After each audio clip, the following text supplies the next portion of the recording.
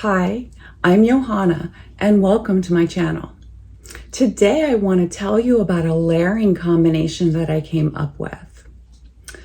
Recently, I had a fragrance haul where I mentioned this fragrance, English Leather Black by Dana. And I've been experimenting with this. At first it put me off because it was mostly spices that I smelled. And I was disappointed because I couldn't seem to get any leather or muskiness. But this evening I did. I got some leather and it was a musky leather. It was kind of like something that someone was wearing for many years, and not because it was made out of leather, it wasn't necessarily being washed. So it has a muskiness to it, almost salty. And I wanted to tell you a little more about this fragrance and the notes. This fragrance came out in 2007, and there is no perfumer noted here. This is a flanker for the original English leather, which came out sometime in the early 1900s. This is a 100 milliliter bottle. It's moderately heavy and the cap is really heavy. It is solid wood with a plastic liner in there. You can tell that this is made to appeal to a certain kind of person. Probably someone who's pragmatic and wants to make sure that things are going to last a long time, and someone who wants something substantial. So that's what I think of when I think of this bottle, this presentation, and also this fragrance.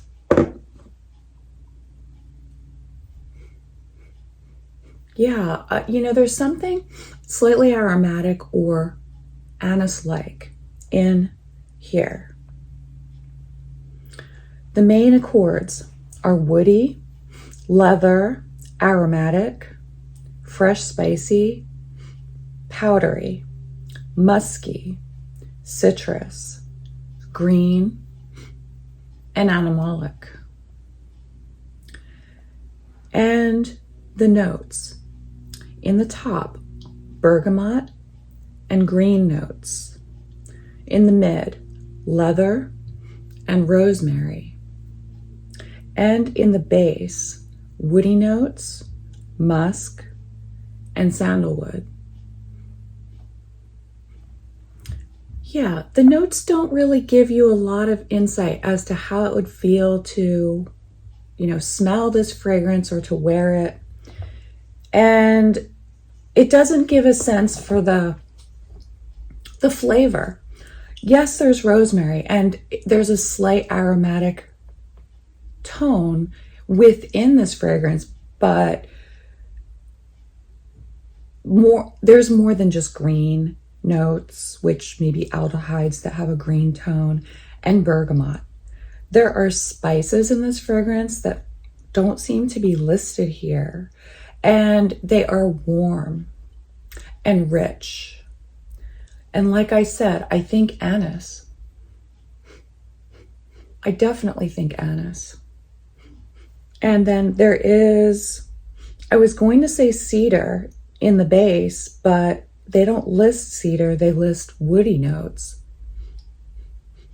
I think cedar can be one of them. I think there might be ISO E Super in here. And there's sandalwood. The sandalwood is not coming across like it does in sweet fragrances like Parfums de Marly, the feminine targeted ones especially. This doesn't have that type of sandalwood. This probably has the more woody type of sandalwood. Yeah, like maybe even mugwort or artemisia could be in here.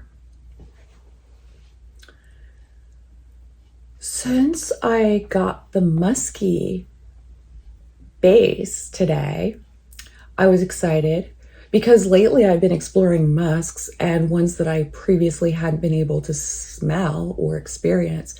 And I'm starting to pick them up now, almost like I'm getting used to the other notes. And now I'm starting to be able to explore the musk parts of the fragrance, even white musks. I want to layer this, and I love the idea of fruit and leather, especially red fruit and leather. So I thought I would try out my new cherry fragrance, Guess Seductive Red. Guess Seductive Red was launched in 2021, and it is called a Floral Fruity Gourmand fragrance on Fragrantica. The main accords: cherry, sweet, vanilla, almond, floral, fruity, nutty, powdery, woody, and fresh. And the notes: in the top, cherry, almond, and pink pepper. In the mid, cherry blossom, violet, magnolia. And in the base, vanilla, tonka bean, and sandalwood.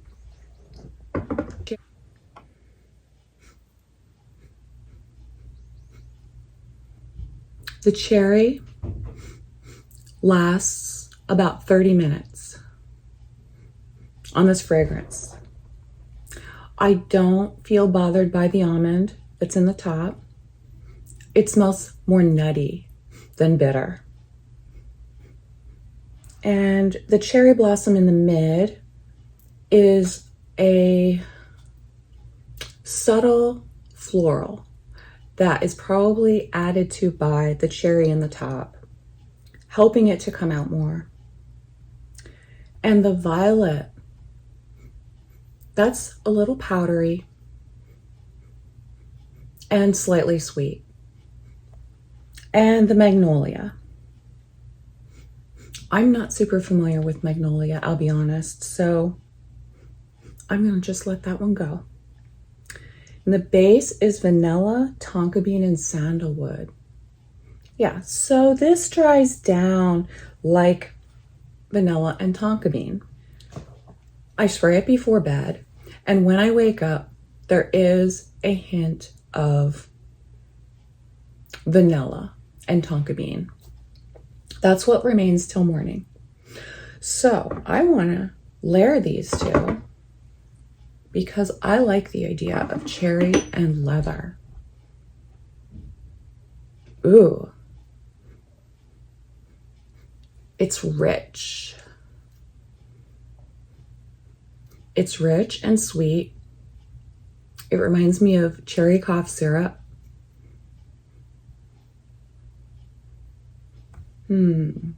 But there's more to it than that because there's the leather, and the leather is kind of dirty.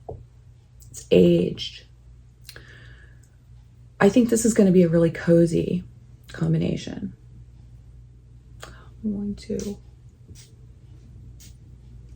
I sometimes spray 3 times on my arm. And then where should I spray this? Wow, I'm just getting this really good combo. Okay, sometimes I spray more. You've seen me spray even more.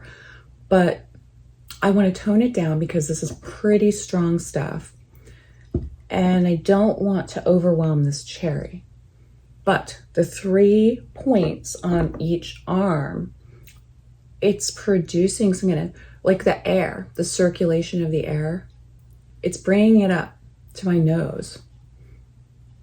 Yeah, that's nice. I like that. But I'm not sure when I should spray this. Maybe I should wait a little bit to spray this. I want to experience this leather for a while first. The original English leather was released by the House of English Leather in 1949. There is no perfumer listed. It has a 3.71 out of 5 rating on Fragrantica with 488 votes. The main accords are woody, citrus, leather, aromatic, fresh spicy, animalic, powdery, musky, earthy, and lavender.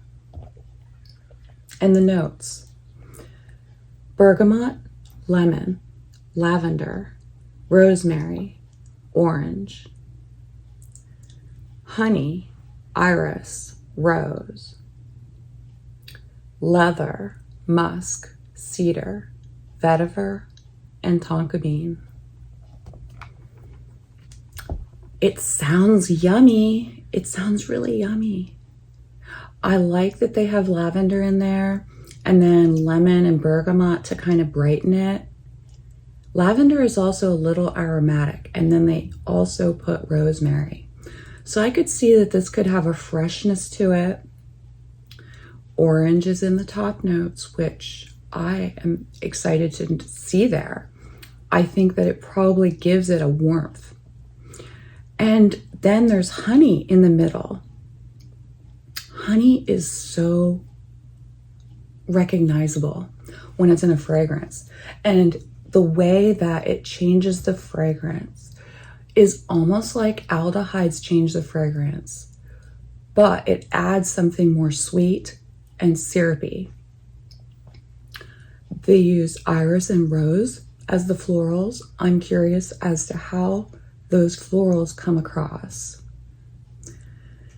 And in the base, they put vetiver, which is very nice to see. I think the vetiver will probably lend a lot to the leather and give it something maybe even woody or oily. And then there's cedar and musks. In this fragrance, they mention musks and they make it seem like they're white musks, but these musks in here don't seem all that clean. Some of them seem like synthetic musks that are made to smell like slightly dirty. So maybe one day I'll pick this one up. But in the meantime, let me spray some cherry on here.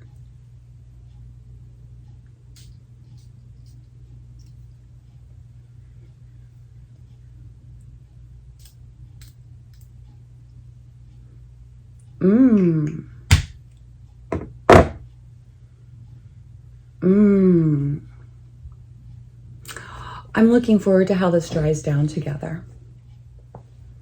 I'm sure it'll smell similar to this. Yeah.